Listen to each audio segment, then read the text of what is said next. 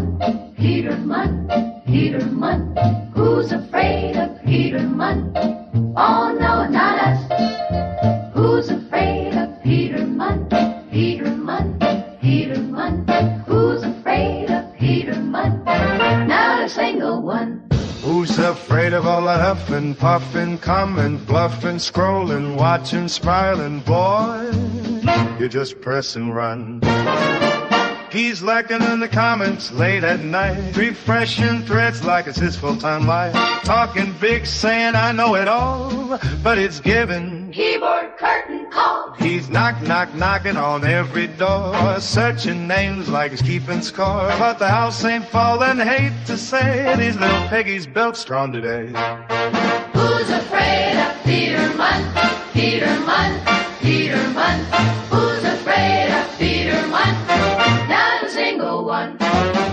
All that bark and all that noise, trying to scare the girls and boys, but we're laughing with receipts while they're spiraling for fun.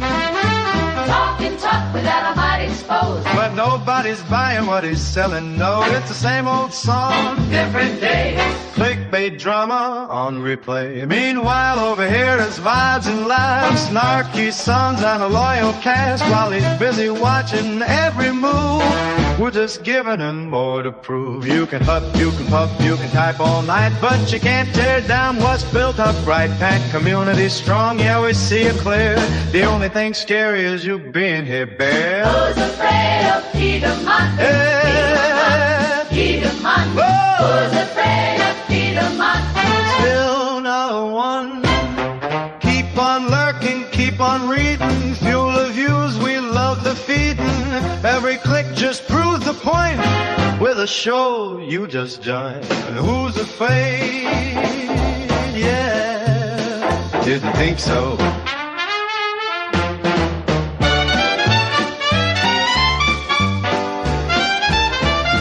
Who's afraid? Peter. Didn't think so.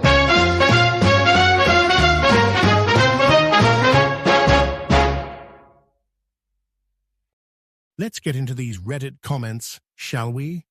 That cringy couple's Q&A was something else. For Alex to sit there and flat out say I'm bringing a date to your funeral says all we need to know. And the comment about Alex being the dog's landlord also is a red flag. Alex didn't want those pups and Peter just steamrolled over him as usual. Okay, now let's really get into it, shall we? So Peter is threatening to dox his viewers again? Yeah, shove off, Peter. Stop threatening people. Stop stalking them. Your stories are old, you continue to lie, and you can't handle people waking up to your ways. Watch yourself, pal. Now let's get into it, shall we? Your Honor, they don't like the way I pronounce Saul. I laughed out loud while I was drinking my tea. That's probably the funniest thing I've read because it encapsulates his histrionics perfectly. I don't know who's on his social media accounts, since most people are blocked. He also recently asked his haters to call him lunacy. He needs a fart walk to release the hot air from his head. Some of the stupidest crap coming out of his mouth was when he called practically everyone predator protectors for a social media follow. He was following these people too. That's a defamatory statement if I've ever heard one. Yet, he sees no problem with riling up his brainwashed base with repeated rhetoric. I'm attending a prayer vigil today for world peace and going out for dinner. I do have a life, contrary to his beliefs. This sub is full of interesting, intelligent, and very funny people. A lot of us have been blocked by Peter. If you're here and you're blocked, then you're on the side of the light. May the Force be with us. Who's he kidding? He'd rather break boundaries and talk about knowing the details of people who dislike him. He used the word dislike, but he remains as histrionic as ever. Nothing changes. Talking that mess about how he knows their family businesses, what states they live in, and what their husbands do. Making veiled threats that if he's in a bad mood then he will do something with the information he has on them. Saying people DM him, etc. Ridiculousness. He reads this sub and acts out, tattling to his flock to regulate his emotions. Plain and simple. He was spiraling big time. Peter can blow it out his ass, symbol he needs to take a 2-hour fart walk from all the hot air he spews and the hummus that he allegedly eats. His days of hysterical tyranny are over. His grannies don't even go berserk and act out his wrath anymore. He didn't use the word hate as much because he was schooled here on what it means to be consumed with hate. Buffoonery on blast. He's sending his current viewers right here. They are watching his vids thinking, who is he talking about? I don't see dislike in the comments. They become curious and here they are. Welcome to Peter's Snark. By the way, Peter, we don't think you lie about your TV shows. We think you lie about your marriage and weight loss journey. For starters, it's my consummate wish is that they all make it here, away from his manipulation, grandstanding, scolding and hysterics. He's over there sharing innocent stories about TV shows, and unhinged people, who dislike him, are finding fault with his lamb-like existence. He doesn't understand why these people don't like his innocence. The stories Peter peddles are simply ridiculous. People are always sending him DMs. Sure, January. I don't know where he gets the whole we think about him all day and he's what we live for. No. I'm on the Reddit in the morning while I drink my coffee. Then I do the puzzles. Then I get busy with life. He's the one who thinks about it so much. You can bet if there were a Snark page about me, I would never look. When he says he has collected all of this information about us and might use it someday, what does he plan to use it for? A lawsuit? Your Honor, they have, on numerous occasions, said they don't like the way I pronounce Saul. And they think my home is outdated. Make them stop. Nobody is hurting Peter Monn except Peter Monn. He needs to step away. Was so weird. He even said, I know your kid's business, and made a mannerism of choking on something. I laughed so hard. He's so absurd, it's hilarious. He loves to fight. And he must always have the last word, even if he looks like a jackass. Acting like he was smoking a joint. Strange. I guess I'm confused. If he's in his not giving a fuck era, why would he care if someone spends all their time here talking about him? Why would he spend countless hours of his vlog devoted to talking about his haters? Oh, that's right, because Peter con and dish it all day long but can't take it.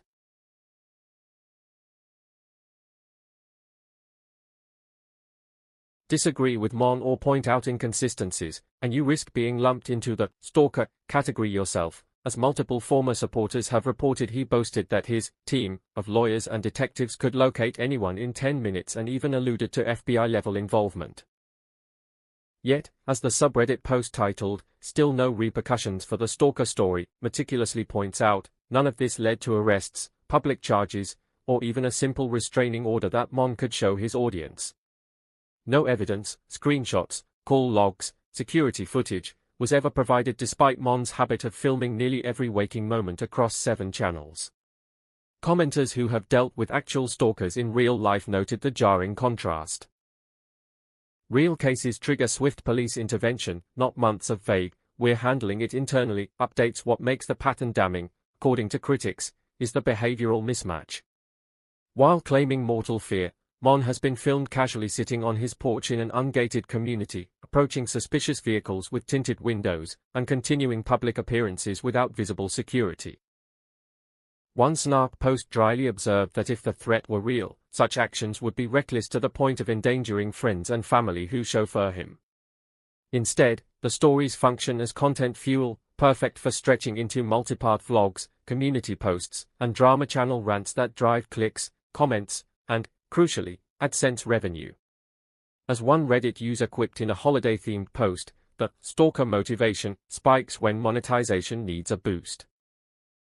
By framing Monn as a very bored 51-year-old man, churning out content across an absurd number of channels, the drama one now the epicenter of his unhinged phase, the commenter cuts to the heart of the critique. The stalker stories aren't organic threats, they are manufactured drama from someone who has run out of other material. The book club 2X, Speed Admission and the reality TV channel become punchlines that humanize the boredom while underscoring the cynicism. Content for content's sake, even if it requires inventing villains. In the end, Peter Monn's history with stalker claims isn't a single scandal, it's a decade-plus pattern of escalation without resolution. From the 2018 vlog to the multi-stalker medical records saga of 2024 and beyond, the through line is the absence of proof paired with an abundance of dramatic flair. The screenshot you shared, with its knowing, LOL, and eye roll emoji, distills the fatigue felt by longtime observers. Here is a man with 7 channels, endless airtime, and apparently infinite bandwidth for drama, yet somehow the stalkers remain perpetually just out of frame, just out of reach, and just believable enough to keep the content machine humming. Whether one views it as harmless content strategy or a troubling pattern of deception, the record, pieced together from Monn's own uploads, the Snark archives, and the exposés, paints a clear picture. Boredom may be the root, but the fruit is a long, repetitive harvest of unverified peril. And as long as the drama channel stays unhinged, the harvest shows no sign of ending. It's becoming harder and harder to take the constant, "I have stalkers" narrative seriously when it seems to pop up conveniently whenever criticism starts gaining traction, because there's a very real difference between being genuinely harassed and simply being discussed or critiqued online. What we're seeing looks far less like documented stalking and far more like a pattern of exaggeration used to deflect accountability, especially when the so-called evidence is vague, recycled, or never actually substantiated. Meanwhile, viewers can plainly observe multiple channels, constant uploads, and an ongoing presence that thrives on engagement, which makes the dramatic framing feel less like a safety concern and more like a storyline meant to recenter sympathy. It creates this odd contradiction where someone claims to be overwhelmed by harassment, yet continues to insert themselves into the very spaces they say are harmful, all while amplifying the narrative instead of stepping back. At a certain point, audiences aren't being cruel for questioning it, they're responding to inconsistencies that don't quite add up. And when serious terms like stalking are thrown around loosely, it doesn't just muddy the waters for critics. It diminishes the reality for people who actually deal with real, documented harassment.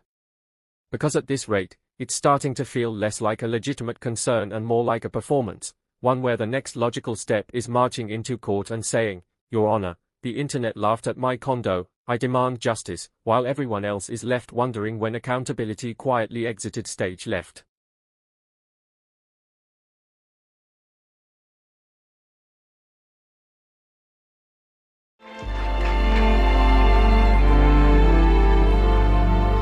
Oh my God, this is terrible.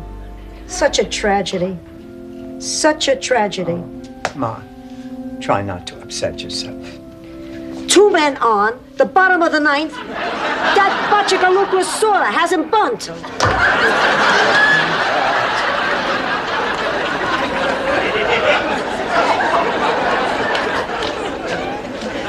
Girls, I'm tired of sitting here. Let's go. I can't believe it. There was an announcement in the paper. Her friends must have realized she died. Why didn't they come? Oh, they were too busy celebrating. You go ahead. I just want to sit here a while longer. I hope I'm not too late for the funeral. Why, no. No, not at all. Oh, thank goodness. I would have felt just terrible if I'd missed it. She was one of my dearest friends. Did you hear that, Dorothy? One of her dearest friends. Yes.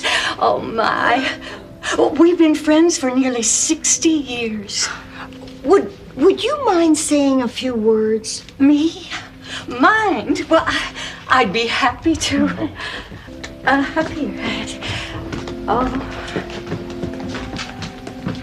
Here. Today is a day of great sadness. Not only for me, but also for the many people whose lives have been touched by the warmth and the kindness of this woman who is lying here. I wish I knew how many charities and hospitals and orphanages have benefited from her generosity. But now no one will ever know, because she preferred to do all of her good work anonymously. I'm sure that a lot of people never even knew that she worked for 15 years in a leper colony. Yes, Celia Rubinstein loved all mankind. She was... Oh! Celia Rubinstein This funeral isn't for Celia Rubinstein. It's for Frida Claxton. The Rubinstein funeral is down the hall. I am so sorry for the intrusion. Frida Claxton, wasn't she the woman who owned that old house on Richmond Street? Yes.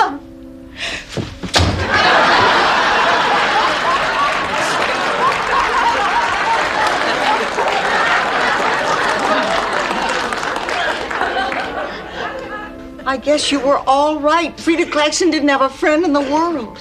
She didn't make any difference to anybody. She might as well never even exist. Oh, Rose, honey. Let her be by herself. Oh, this has been a hell of a night. I'm glad it's over. Well, at least we can feel good that we've done the right thing. Mrs. Claxton is in somebody else's hands now. Well, I'm afraid for the moment she's in mine. What? Well, it seems there was a little mix-up out back, and Mrs. Claxton was cremated by mistake. We never should have hired a high school student. Oh, well, whatever. Ladies, you're forgetting something? What? Mrs. Claxton, we can't keep her.